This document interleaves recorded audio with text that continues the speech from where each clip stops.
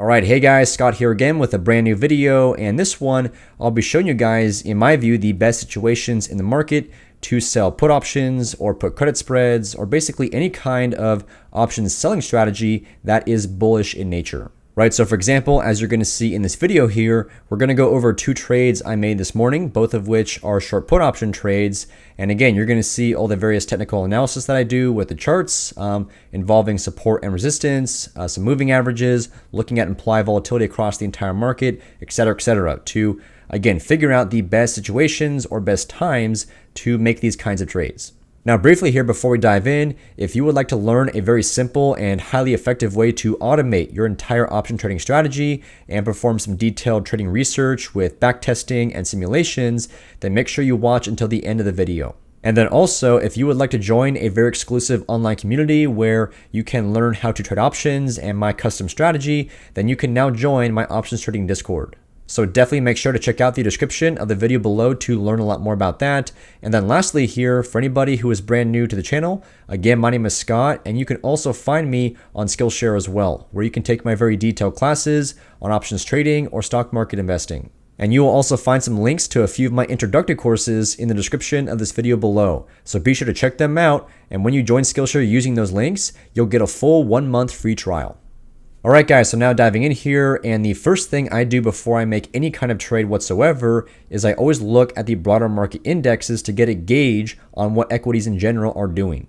Right, so for example, in this chart is SPY, an ETF that tracks the S&P 500, and I'll go ahead and zoom in here a little bit. And so as I've shown in previous videos, the majority of what I do in terms of technical analysis is support and resistance, as well as some basic moving averages. And so in the case for SPY right here, as you can see, this ETF has fallen down to what I see as a major support level, right? So for example, as you can see all the way back here, SPY bounced very nicely off that price and did so again in this zone right here. Although of course, it's definitely not as clear, but still taking a closer look, there are many candles in this zone where SPY either stopped falling at that point or bounced off that price. And again, this price is right around 415 bucks per share. Now, ultimately, the way this works is if the stock or ETF does break down below the support level, then you would expect this level to become resistance at a later point in time, or basically a barrier where the stock can no longer get above. And so obviously, as you can see right here, that was definitely the case for SPY. All during this time, that line was acting as support, and then market conditions changed to where SPY at this price was now seen as too expensive. And so therefore, as a result, whenever SPY got back up to that price, it was sold back down hard once again. And you can see that happening once more right here in this zone. But now in recent times, with investor sentiment having changed quite a bit to the positive side of things, then SPY once again was repriced, such that 415 bucks per share was no longer seen as being too expensive. It was now at a bargain. And therefore, SPY finally broke back above this resistance, and therefore turning it back into support once again, at least for the time being. Right, so bottom line here, support and resistance offer you a pretty clear way to gauge how the market is valuing certain stocks and ETFs. Right, so support levels are prices where, for the time being, given the current market situations and circumstances, that price right now is deemed as a bargain for that particular stock or ETF. And so therefore, if the stock does come down to that level once again, chances are you're going to see a lot of buying pressure for that stock because again, the market right now, for whatever reason, is viewing that price level as a bargain for that stock. And then conversely, resistance levels are points where that stock or ETF is now deemed to be too expensive, and therefore you're going to see a lot of selling most likely. Now, that being said, though, those key levels can and will change as investor sentiment changes, as the market perhaps reprices or revalues certain companies based on their earnings or certain events that happen with that company, etc. So bottom line here, when you do see a stock hit a major support level, there is no guarantee, no 100% certainty that you will see a bounce off that price. But that being said, there still is a pretty decent chance, a good probability basically, that you will see a bounce off this price. And ultimately, as I've said in previous videos, that's what trading is all about, right? There are no certainties, no guarantees with any trade that you're making. So your job as the trader is to find situations or setups where the chance of a payoff is as high as possible. And so bottom line for me personally, when I see a situation just like this, where there's a pretty clear support level that has been reached, especially by a major market index, then that's going to be a green light for me to place a bullish trade or two on some stocks that also have fallen down to a support level. And then also one more thing to note is this line right here in blue. This is the 20 period moving average, which right now is just beginning to intersect with the support level and the current price of SPY. And moving averages can also act as either support or resistance when the stock or ETF does meet moving averages. So this here is also why I'm feeling pretty confident that there's a very good chance we're going to see at least a short-term bounce off this point here. Now, before we take a look at the individual trades I made this morning, there is one more piece of general market analysis I do before deciding to sell put options, and that is to take a look at the VIX index, which shows you where implied volatility is across the market. So for example, if we go to either VIX, this is the actual VIX index, or you can go to /VX, which is the VIX futures contracts. And I do prefer to take a look at the futures, so we'll look at /VX here, and then go ahead and zoom in as well. And so as you can see, the VIX is up by a pretty significant amount both today and last Friday, which means option prices across the market are going to be much more expensive today. Right, so basically implied volatility is a measurement of uncertainty or fear about the future, and the VIX here in particular measures the implied volatility for the S&P 500, which is pretty much the bulk of the market. And typically when you do see large sell-offs in the market, people tend to get more fearful and uncertain about the future, so that's why you'll see large spikes like this in the VIX. And then most importantly, because implied volatility is used to price option contracts, and specifically as implied volatility increases, so do option prices. That's why as an option seller, I like to wait for moments like this where the implied volatility has spiked quite a bit, and therefore option prices have spiked as well. And so then at these points, these are great opportunities to sell those very expensive contracts. Right, so basically when the VIX was way down here not too long ago, option prices were very cheap and in my view, not worth selling. And so of course, as a result, I had very few trades on, and I was just waiting to see something like this to occur so I can then take advantage of that and sell some expensive options. And these rapid spikes in implied volatility are especially beneficial for selling put options, right? Because again, you oftentimes see implied volatility spike when stocks come down. So equities falling plus implied volatility expanding, both of those things are going to increase the prices of put option contracts. And so ultimately, that's why if you see both a stock coming down and hitting a major support level, and also its implied volatility spiking, that's going to be a very good situation to sell some puts on that stock. And so that's exactly what I did in Amazon. So we'll look at that first, AMZN. And I do apologize for all the clutter that's on my charts, but as you can see right here in white, this is a pretty significant support level for Amazon. As you can see back during this time, it was very much acting as a strong support level. And then after some pretty disappointing earnings, which you can see right here, Amazon broke down below that point, which flipped it into resistance. And then fast forwarding to the present, Amazon's most recent earnings were actually very good, so the stock popped back over that support level and definitely confirmed it as support. And so once again here, as you can see, Amazon has fallen back down and now is just resting on that level right around 133 per share.